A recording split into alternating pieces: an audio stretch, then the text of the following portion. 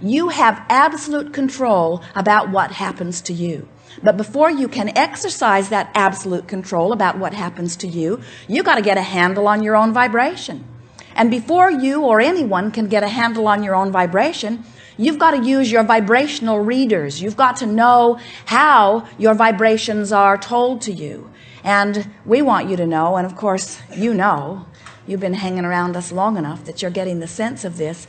Your emotions are your vibrational readers. Your emotions tell you everything you need to know about your alignment with your source energy and what you're doing with it in this moment.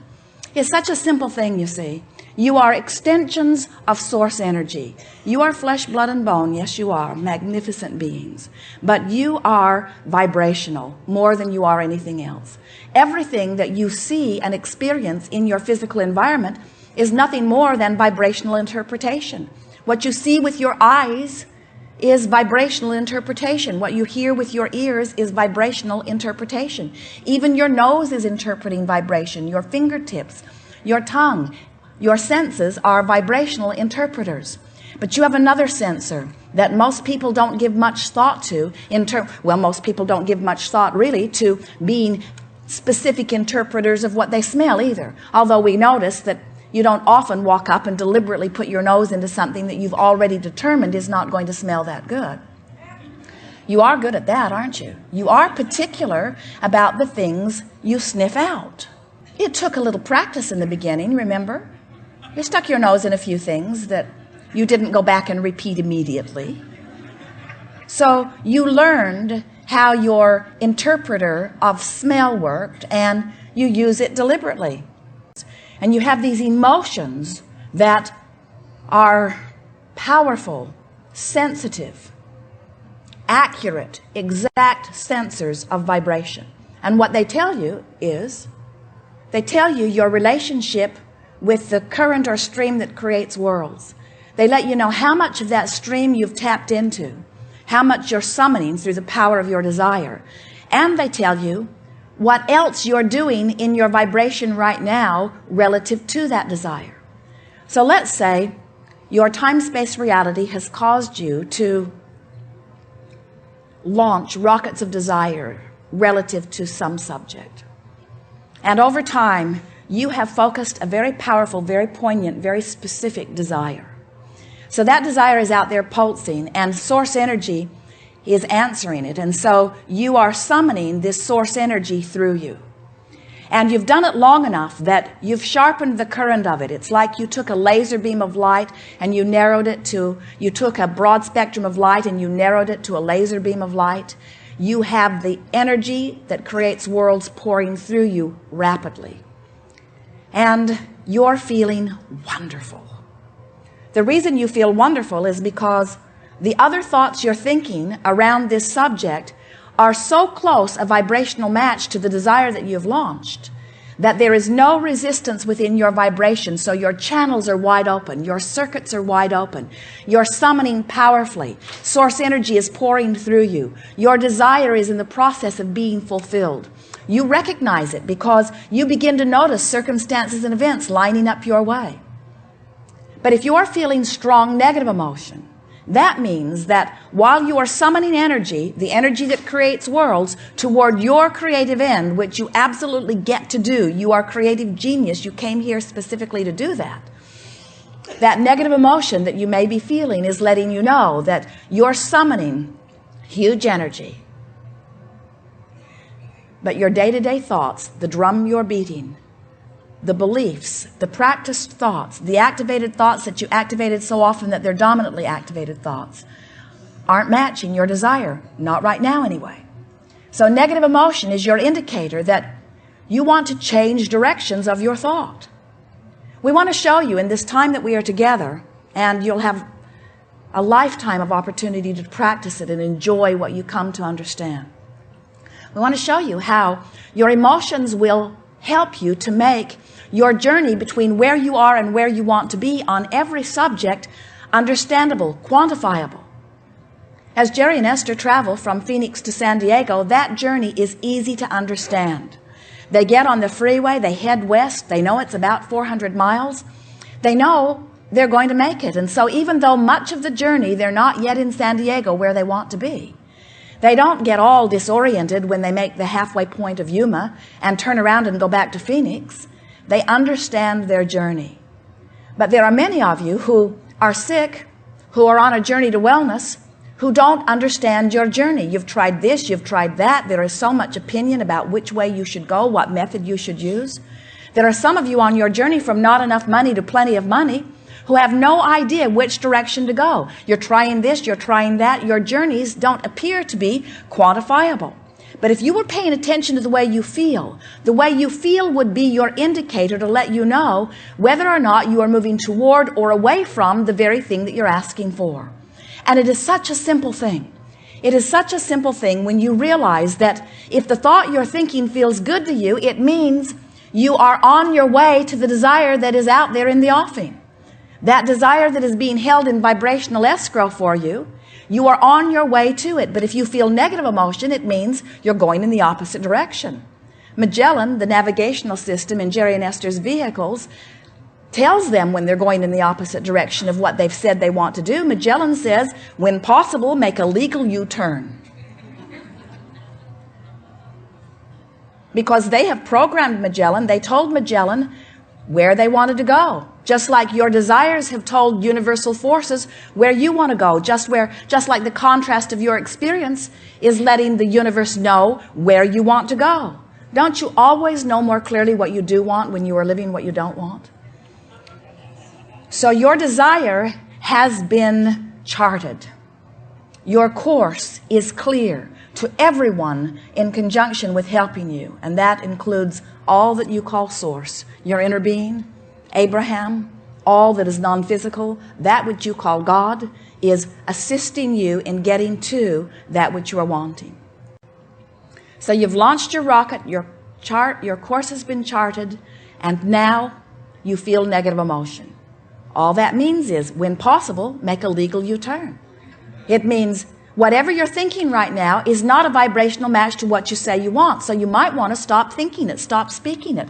No longer beat this drum, because the beating of this drum is causing you to offer a vibration that is not a vibrational match to the vibration of your desire.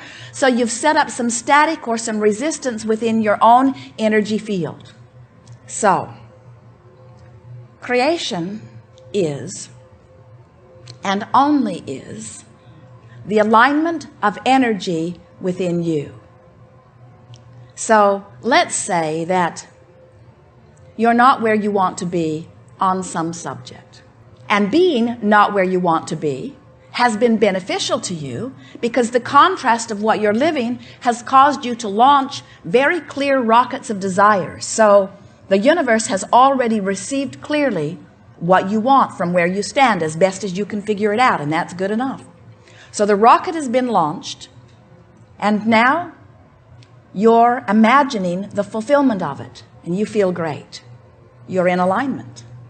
Or you remember when you lived something like that, and it feels good to remember that. You're in alignment.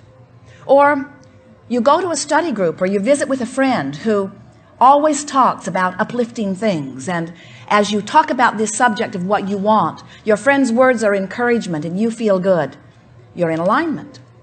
So then someone calls you that you haven't talked to in a long while, and you didn't feel like answering the phone. In fact, you felt strong resistance to answering the phone, but the phone was ringing, and you always answer the phone. So you answered, and you saw on your caller ID who it was, and you thought, but you answered the phone anyway. And your friend says, what's up? And your impulse is to say, oh, nothing. The bathtub's running over. I need to go. But instead, you say, well, I'm working on this project, and I'm so excited about it. And then your friend, whose life is not going the way they want it to go, reminds you of when you've tried things like that before and failed. Or tells you that she knows 10 other people that have tried that recently, and all of them it didn't work for. And as you listen to your friend, you begin to feel this negative emotion washing over you. Now, your guidance system has already given you directional guidance. In other words, you were getting quite a bit of it. Because You were stubbornly moving forward in an action way rather than paying attention to what your emotions were telling you. You plowed ahead, you answered the phone, you told your friend something that you knew your friend was not going to be in vibrational alignment with, and now your friend is offering you discouraging words, and now you just want to hang up, but you don't want to be rude. So you listen for a while, and when you hang up the telephone, you don't feel anything like you felt earlier. Now, it's no big deal. You haven't fallen off the face of the earth. You haven't fallen into the great abyss. You can certainly bring yourself back into vibrational alignment.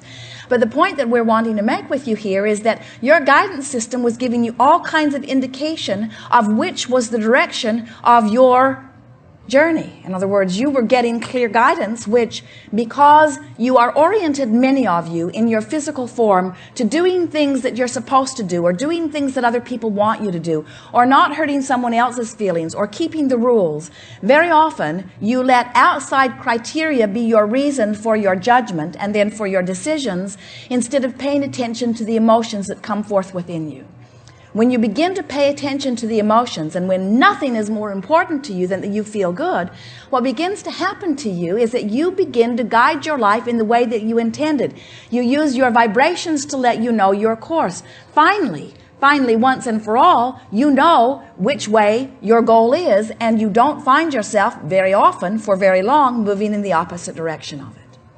So what we're really talking about here is the distinction, and it's an important one. It is a critical distinction between the action journey, which you've learned from those around you. The action journey is the journey that your teachers want to put you on, or even your parents sometime. It's the way the public tries to integrate you as they take you in those formative years and form you into what they think they need you to be so that you can be a productive citizen.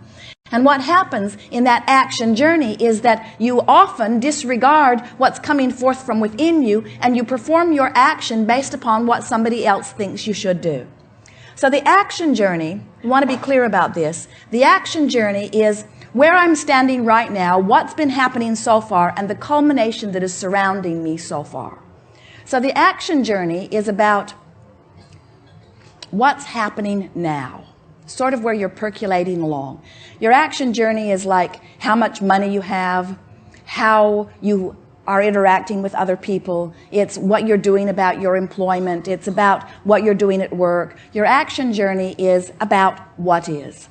But at the same time that this action journey is percolating along, we want you to realize that there is another journey that is percolating along concurrently with this action journey that we are wanting to call the emotional journey. And as you begin to pay attention to the emotional journey, far more than you are paying attention to the action journey, what begins to happen is you begin to get a quantifiable distinction between where you are and where you want to be relative to everything. We don't know of anything that any of you want for any reason other than you think in the having of it, you will feel good. It doesn't matter if it's more money, a material object, a state of being, a physical condition, a relationship, a circumstance, an event. Everything that you want is because you believe in the having of it, you will feel better. So when you begin to care more about your emotional journey than anything else, what begins to happen is your action journey begins to frame up right alongside of it. In other words, when you tend to your vibration first, and remember, your vibration is your point of attraction. Your vibration is the reason that all things are coming to you. Your vibration is everything. So when you begin to pay attention to your vibration, when you begin to pay attention to your emotional journey, what begins to happen is everything in your action journey lines up. Now here's the easiest way for you to hear this. We were visiting with a woman not long ago who was complaining about having arthritis in her hips. And she talked about how painful it was. And so we said to her, well, you know, your action journey right now is about the arthritis, because when you think about it, there is not anything that you can do right now that's going to change that. In other words, there's no surgery, there's no medicine, there's nothing that you can do right now that's going to change that. This is your action journey. But when you think about it, you can be someone who has arthritis in your hips and feels fearful, the emotional journey.